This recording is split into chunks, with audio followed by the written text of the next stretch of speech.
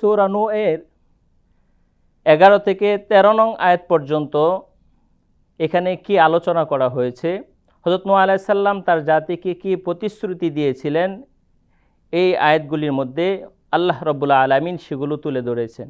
হযরত নূহ আলাইহিস সালাতু ওয়াস সালাম তার জাতিকে প্রায় 950 বছর দাওয়াত দিয়েছিলেন।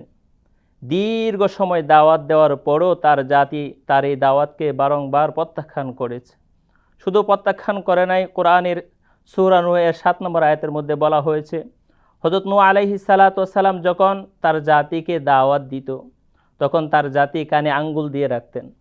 শুধু আঙ্গুল দেয় নাই, এমনকি তারা যাতে নূহ আলাইহিস সালাম যেন তাদেরকে না চিনে এই জন্য তারা মুখ আবৃত্তি করে রাখত।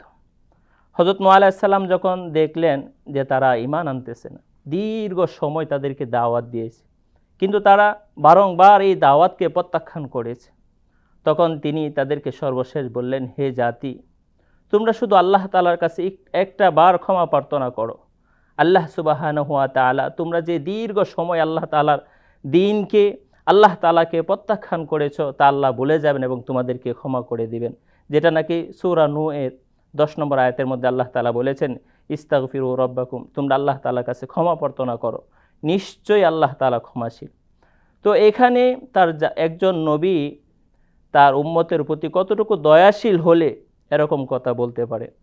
তো তিনি তার জাতিকে যখন বললেন যে তোমরা একটা বারের জন্য হলো আল্লাহ তাআলার কাছে ক্ষমা প্রার্থনা করো, তাহলে আল্লাহ তাআলা তোমাদের মাঝে যে দুর্ভিক্ষ দিয়েছেন আল্লাহ তাআলা সেই দুর্ভিক্ষকে দূর করে দিবেন। তো সে সময় তার জাতি যখন নূহ আলাইহিস সালাম এবং আল্লাহ তাআলার ধর্মের বিরুদ্ধাচরণ করতেছিল, তখন নূহ আলাইহিস সালাম তাদেরকে বললেন, যদি তোমরা ওই বিরুদ্ধাচরণ বন্ধ করো এবং আল্লাহ তাআলার কাছে ক্ষমা প্রার্থনা করো, তাহলে আল্লাহ তাআলা তোমাদেরকে কয়েকটা প্রতিশ্রুতি দিবেন, যেটা নাকি সূরা নূহ এর 11 থেকে 13 নং আয়াতের মধ্যে উল্লেখ করা হয়েছে। এর মধ্যে থেকে আল্লাহ তাআলা প্রথম প্রতিশ্রুতি হলো, তোমাদের প্রথম পুরস্কার হলো যদি তোমরা ক্ষমা প্রার্থনা করো আল্লাহ তাআলা তোমাদেরকে ক্ষমা করে দিবেন। ইন্নাহু কানা গফফারা, নিশ্চয়ই আল্লাহ তাআলা তোমাদেরকে ক্ষমা করে দিবে।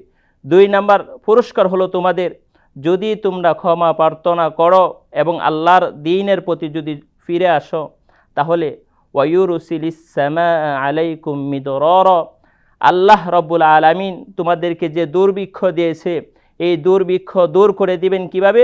ইউরসিলিস সামা আলাইকুম মিদরারা, তোমাদের জন্য আসমান থেকে প্রচুর পরিমাণে বৃষ্টি বর্ষণ করবেন। এই বৃষ্টি বর্ষণের মাধ্যমে আল্লাহ তাআলা তোমাদের যে দুর্ভিক্ষ দিয়েছেন এই দুর্ভিক্ষকে দূর করে দিবেন। সুবহানাল্লাহ, আল্লাহ তাআলা কত মহান! এই জাতি, এই উম্মতে নূহ এত দীর্ঘ সময় আল্লাহর অবাধ্য হওয়ার পরেও নূহ আলাইহিস সালামের মাধ্যমে আল্লাহ তাআলা জানিয়েছেন যে তোমরা যদি সামান্য আল্লাহ তাআলার কাছে ফরিয়াদ করো যে আমাকে ক্ষমা করে দেন, তাহলে আল্লাহ তাআলা বলতেছে তোমাদের যে দুর্ভিক্ষ আমরা দিয়েছি, আমি দিয়েছি, এটা আমি দূর করে দিব। সুবহানাল্লাহ। 3 নম্বর প্রতিশ্রুতি দিয়েছিলেন আল্লাহ রাসূল নূহ আলাইহিস সালাতু ওয়াস সালাম বলেছেন যে ওয়ায়ুমদিদুকুম বিআমওয়ালি ওয়া বানিন, যে আল্লাহ তাআলা তোমাদেরকে সমৃদ্ধ করবেন, তোমাদেরকে প্রাচুর্য দান করবেন, বিআমওয়ালি ওয়া বানিন, তোমাদের সন্তান সন্তানাদি এবং মাল দ্বারা। তোমরা যে অভাব অনটন দেখা দিয়েছে এই অভাব অনটন দূর করে দিবেন আল্লাহ তাআলা সন্তান এবং ধন সম্পদ দ্বারা। ওয়ায়াজআল লাকুম জান্নাতি ওয়ায়াজআল লাকুম আনহারা, এবং তোমাদের যে দুর্ভিক্ষ দিয়েছিল আল্লাহ রাব্বুল আলামিন, আল্লাহ সুবহানাহু ওয়া তাআলা এই দুর্ভিক্ষকে দূর করে দিবেন, তোমাদের ফসল ফলাদি উৎপন্ন করবেন বেশি পরিমাণে। এবং ওয়ায়াজআল লাকুম আনহারা, এবং ওই জমিনের মধ্যে, এই বাগানের মধ্যে তোমাদের ক্ষেত কামারে এই পানি সেচন করার জন্য আল্লাহ তাআলা নহর ব্যবস্থা করে দিবেন। সুবহানাল্লাহ। শুধু একটা শর্তে, সেটা হলো তোমরা দিন ইসলাম হযরত নূহ আলাইহিস সালামের ধর্ম গ্রহণ করো। কিন্তু হযরত নূহ আলাইহিস সালাম এই দীর্ঘ সময় দাওয়াত দেওয়ার পরেও যখন দেখলেন, এত প্রতিশ্রুতি দেওয়ার পরেও যখন দেখলেন যে তার জাতি ফিরে আসলো না, তখন আশ্চর্য হয়ে বললেন, মা লাকুম, তোমাদের কি হলো?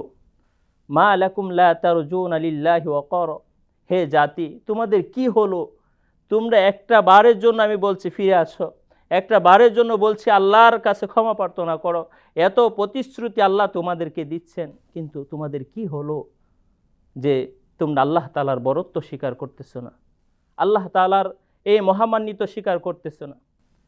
তো হযরত নূহ আলাইহিস সালাতু ওয়াস সালাম যখন দেখলেন দীর্ঘ সময় তাদেরকে দাওয়াত দেওয়ার পরেও যখন তার জাতি ফিরে আসলো না, তো এই নূহ আলাইহিস সালাম দীর্ঘ সময় দাওয়াত দেওয়ার পরেও যখন ফিরে আসলেন না, তখন তাদেরকে ধ্বংস করার জন্য আল্লাহ তাআলার কাছে দোয়া করেছিলেন।